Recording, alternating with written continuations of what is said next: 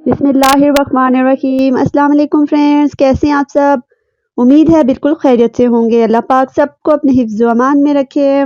आज की new information लेकर आपके सामने हाजिर। ये परिंदा पहली नज़र में आपको जालिम और शिकारी लगेगा जो दूसरे एक सालिम परिंदे को निगल रहा है, लेकिन हकीकत इसके बरअक्स है।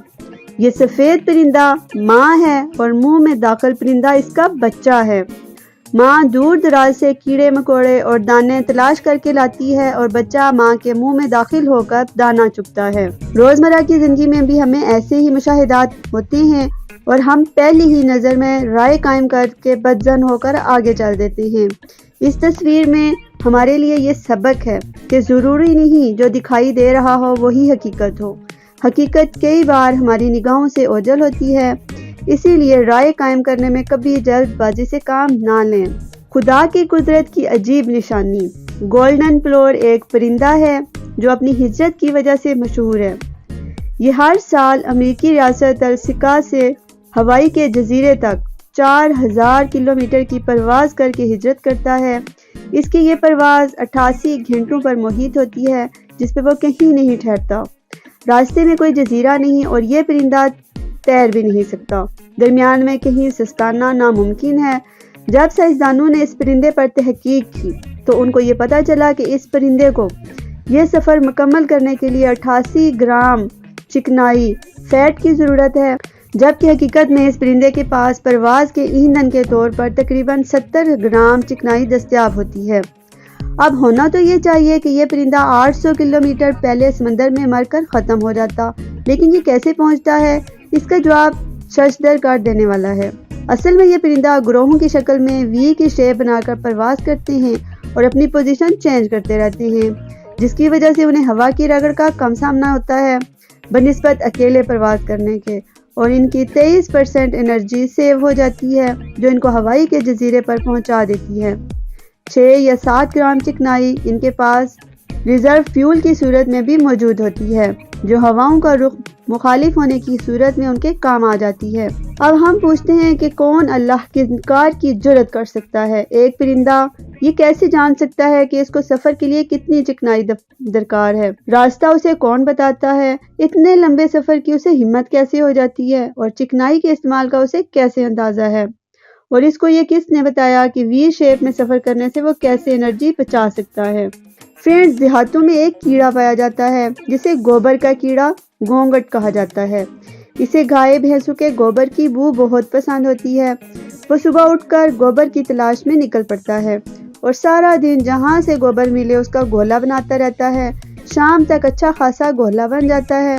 फिर इस गोले को धक्का देते हुए अपनी बिल तक ले जाता है, लेकिन बिल पर पहुंचने कर उसे एहसास होता है गोला तो बहुत बड़ा बना और बिल का सुराख छोटा है।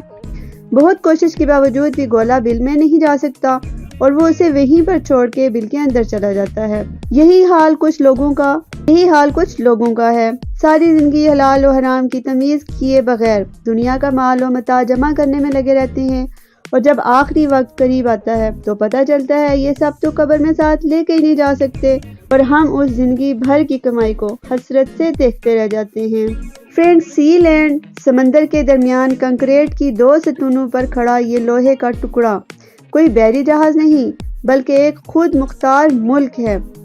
सी लैंड नामी ये मुल्क दुनिया का सबसे छोटा मुल्क है, जिसकी कुल आबादी 50 अफराद हैं। इस मुल्क का अपना पासपोर्ट, झंडा, तराना, टिकट और अलग करेंसी है। आमदोरफ्त के लिए यहाँ के लोग हेलीकॉप्टर इस्तेमाल करते हैं। ये मुल्क 1976 से अभी तक कायम है। दरमियान में इस मुल्क के शहजादे ने 19.5 मिलियन डॉलर में इस मुल्क को फरोख्त करने के लिए इश्तहार भी दिया था। ये मुल्क बरतानिया के साहिलों से दूर आलमी समंदर में वाक़या है। 200 पाउंड देकर आप इस मुल्क की नेशनलिटी ले सकते हैं। आपको यहाँ के नवाब का खिताब भी मिलेगा, लेकिन 2 गज के इस पॉकेट साइज छोटे मुल्क ने अभी तक इसराइल को तस्लीम नहीं किया। हज़रत सुल्तान बाहू ने अपनी किताब महकुल फ़िक्र में यूनान की पहाड़ियों में एक अजीब और गरीब किस्म का परिंदा कफस बारे जिक्र किया है। आज के इस सेटेलाइट दौर में इस परिंदे कफस फायरफोनिक्स बारे में बहुत सारी मालूमात मंजर आम पर आ रही हैं। ये परिंदा ना नर होता है ना मादा, और सारे जंगल में एक ही होता है। اس کی چونچ بہت لمبی ہوتی ہے جس میں ہزاروں سوراخ ہوتے ہیں۔ اس کی آواز ایسی رسیلی ہوتی ہے کہ جب اپنی مستی میں مست ہو کر راگ الاپتا ہے تو جنگل کے تمام پرندے اس کے گردا گرد جھرمٹ بنا لیتے ہیں۔ تمام پرندوں پر وجدانی حالت طاری ہو جاتی ہے۔ بہت سے پرندے اپنی جان سے ہاتھ دھو بیٹھتے ہیں۔ اس کا یہ حال روز ہوتا ہے جب کبھی جوش میں آ کر گانے لگتا ہے۔ اس کی آواز سنتے ہی جنگل میں کوہرام مچ جاتا ہے۔ جہاں جہاں کسی پرندے تک اس کی آواز پہنچتی ہے، پھڑپھڑاتا ہوا اس کی خدمت میں حاضر ہو کر بسمل کی طرح لوٹنے لگتا ہے۔ اس کی مجلس میں اکثر و بیشتر عموماً ہر قسم کا پرندہ حاضر ہوتا ہے۔ ایک نے کہا کہ ہم نے کبھی کوے اور گدھ کو نہیں دیکھا۔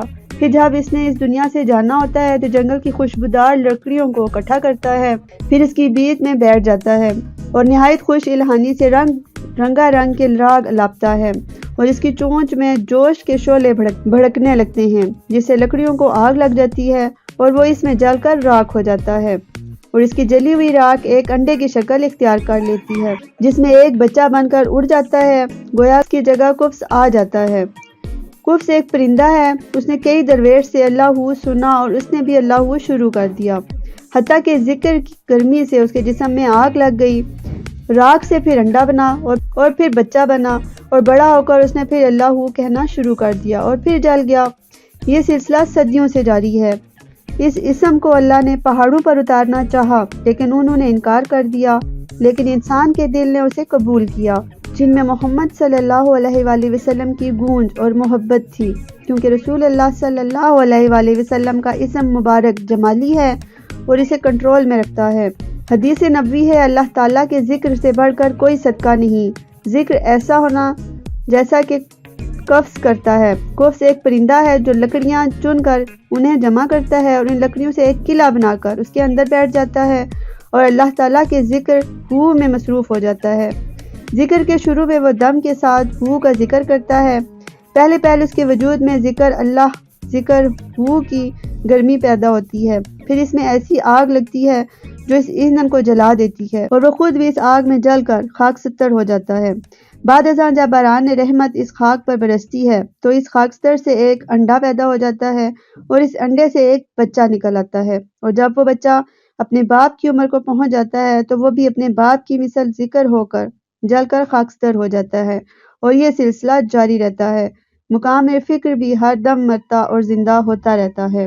فرینڈز، یہ تھی میری آج کی ویڈیو۔ امید ہے کہ آپ کے لیے انفارمیٹیو ہوئی ہوگی۔ اسی طرح کی مزید ویڈیوز دیکھنے کے لیے آپ سے ریکویسٹ ہے کہ میرے چینل انفو ہائیو کو سبسکرائب کر لیں اور ساتھ ہی لگے بیل آئیکن کو پریس کر دیں تاکہ جب بھی میری کوئی نئی ویڈیو آئے تو اس کا نوٹیفیکیشن آپ کو سب سے پہلے مل سکے اور آپ میری ویڈیو بر وقت دیکھ سکیں۔ اگر آپ کو میری ویڈیو اچھی لگے تو اپنے دوستوں کے ساتھ شیئر بھی کریں، اس کے ساتھ لائک کمنٹس بھی کریں، اس سے میری حوصلہ افزائی ہوتی ہے۔ جلدی نئی ویڈیو کے ساتھ حاضر ہوں گی، تب تک کے لیے اجازت، خوش رہیں اور اپنوں کا خیال رکھیں۔ اللہ حافظ۔